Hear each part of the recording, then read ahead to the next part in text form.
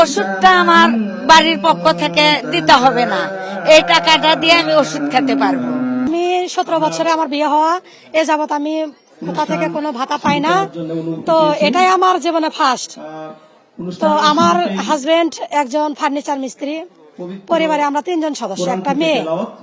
তো এই টাকাটা দিয়ে অন্তত কিছু না হোক আমার মেয়ের পড়াশোনার খরচাটা আমি চালাতে পারবো, এটা আমার মানে অতি আনন্দের বিষয়। আমি কোনো সুবিধাই পাই না বাবা, আমি এত বছর বয়স হচ্ছে, আমি সরকারের পক্ষ থেকে কোনোদিন কোনো অনুদান পাইনি। এটাই আমার জীবনে প্রথম এবং শেষ, মনে হয় এটাই হবে নাকি তা জানি না, কিন্তু আমি টাকাটা পেয়ে খুবই আনন্দিত, ভালো যে আমার সমস্যা, আমার হাড়ের সমস্যা, আমি একটু ওষুধ বড়ি খেতে পারবো। আর্থিক অবস্থা খুব খারাপ, আমরা কৃষি কাজ করে খাই, দিন এনে দিন খাই। এই টাকাটা পাইলে আমাদের একটু উপকার হবে, ছেলে মেয়েদেরকে লেখাপড়া করানো যাবে, সংসার একটু ভালোভাবে চলবে। আমরা খুব আনন্দিত এই টাকাটা পেয়ে।